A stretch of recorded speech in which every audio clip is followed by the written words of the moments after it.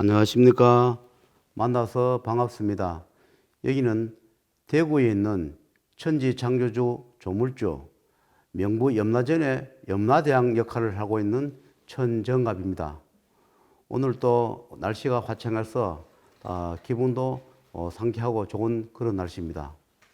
오늘 또 유튜브를 하면서 여러분을 만나게 되어서 반갑습니다. 오늘의 소재는 첫째 소재는 하늘과 대화를 한 이야기를 말씀을 드리겠고, 두 번째 소재는 인간과의 약속을 하면서 겪은 이야기를 말씀을 드리겠습니다. 제가 그 과거에 공장을 하면서 부도가 나서 군산 교도소에 있을 때에 그때 겪은 이야기입니다. 독방 생활을 그 한 달을 하고 혼방에 가서 있으면 하루에 한 30분 정도 운동장에 운동을 시킵니다. 어느 날 운동을 하는 과정에 마당 이래 걸어 다니는데 하늘에서 아주 엄하면서 또 부드러우면서 강력한 목소리가 하늘에서 우렁차게 들렸습니다. 그래서 이것이 뭔가 하고 보니까 다른 사람은 소리가 들리지 않고 혼자한테만 그 소리가 들렸습니다. 그 중에 여러 가지 중에서 생각나는 대로 몇 가지 말씀을 올리겠습니다. 저한테 첫째 이렇게 물은 기억이 납니다. 참여를 했느냐 이렇게 물었습니다. 그래서 참여를 하고 있는 중입니다. 또 이렇게 말씀을 올리니까 또 뉘우치고 있느냐 이렇게 질문을 하길래 현재 잘못을 뉘우치고 있습니다. 이렇게 말씀을 또 올렸습니다. 그러니까 또 하는 말씀이 깨우쳤느냐 이렇게 또 묻습니다. 그래서 저는 아직 깨우치지를 못했습니다. 이렇게 말씀을 올리니 또 이렇게 말씀하셨습니다.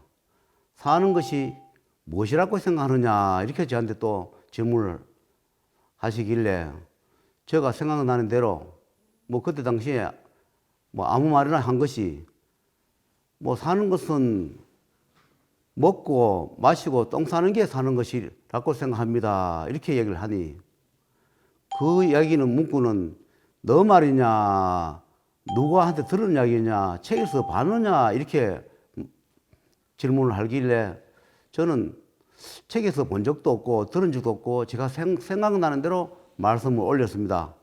사는 것이 뭐냐 질문할 때 먹고 자고 똥 싸는 것이 사는 것이라 이렇게 말씀을 올렸습니다.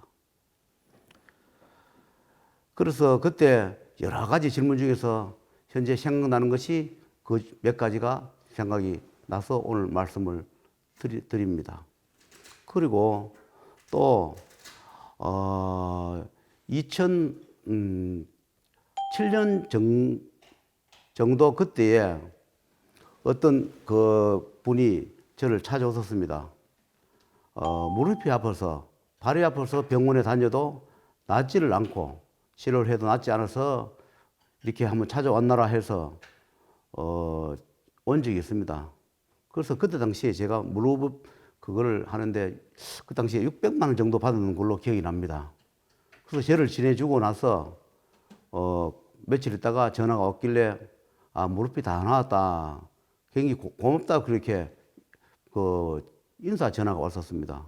그리고 몇 달이 흘렀는데 어느 날 자기의 관연된 홍기가 꽉 찬 자기의 딸 자녀분을 데리고 온 적이 있었습니다. 그러면서 혼사를 해야 되는데 좋은 배필이 있느냐고 그래서 제가 그랬습니다.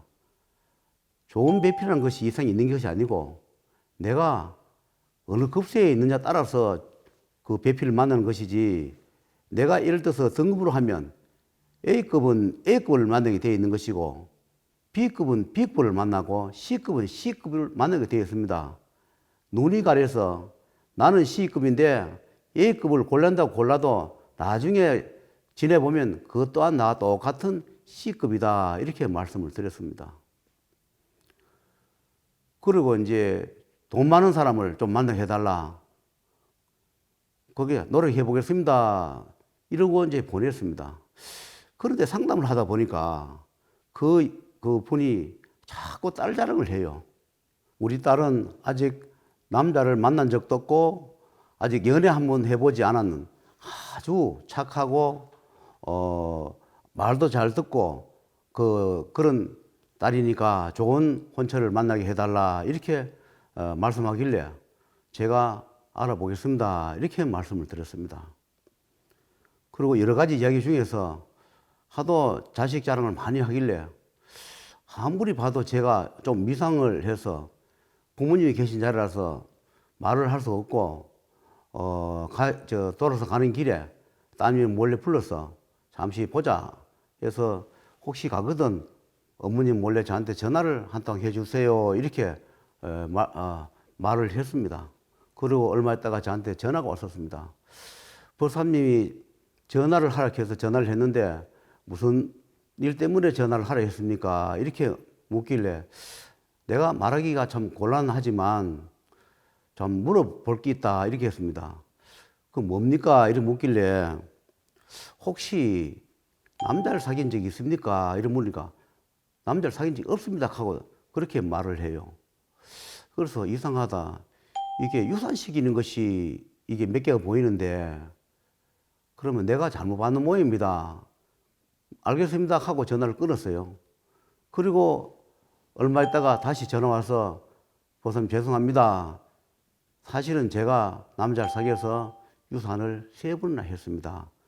어머니 모릅니다. 이렇게 얘기를 해요. 그러면 이거를 처리를 해줬으면 좋겠는데 이것이 살아가는데 많은 방해가 됩니다. 그래서 이걸 처리하려고 하면 한 300만 원 정도가 더 들어갈 겁니다. 하니까 나는 돈이 없습니다. 그래서 어머님한테 말씀을 좀 법사님이 거짓말을 하고 그래서 돈을 좀 받아줄 방법이 없습니까? 이래 묻길래 제가 거짓말을 어떻게 하면 좋겠습니까? 이래 하니까 추가로 일할 게 좀 더 있다. 이렇게 거짓말을 해서 저 300만 원을 좀 받아서 해주시면 좋지 않겠습니까? 하길래 그러면 내가 그렇게 한번 해보겠다. 그랬더니 그 따님이 하는 말씀이 절대로 이거는 법사님과 나만 알지 어머님한테 절대로 발설을 하지 말고 말해서는 안 됩니다. 꼭 약속을 지켜주세요. 하길래 그러면 그렇게 해보겠습니다. 이리 해가지고 자기 그 따님이 어머님한테 전화를 했습니다. 그분이 저 서울에 사시던 분인데 다른 게 아니고 일할 것이 좀 빠진 게 있는데 한 300만 원 정도 추가로 더 들 것 같습니다 하니까 그때부터 말투가 변하고 태도도 변하면서 왜 300만 원이 더 들어야 합니까 하면 꼬치꼬치 따지는데 할 말이 없었습니다. 그래서 그때는 600만 원 들고 잘 했다 생각했는데 지금 와서 보니까 한 300만 원짜리 정도가 빠졌는데 뭐 추가를 해줬으면 좋겠습니다 하니까 그때 하는 이야기가 당신 사기꾼이냐 이렇게 물어요. 기가 차서 가만히 있으니까 당신 도둑놈이냐 이렇게 물어요. 왜 600만 원만 해서 됐지 왜 추가로 돈을 달라 하느냐 그러면서 입에 담지도 못할 그런 욕설을 하더라고요.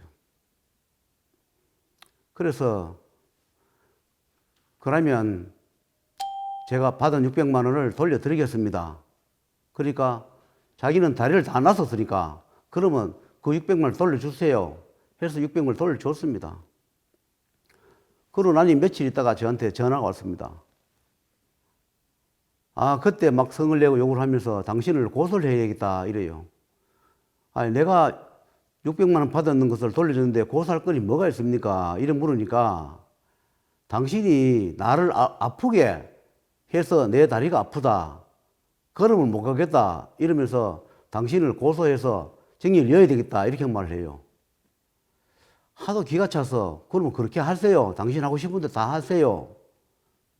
그러니 입에 담지 못할 그런 욕설을 저한테 하였습니다.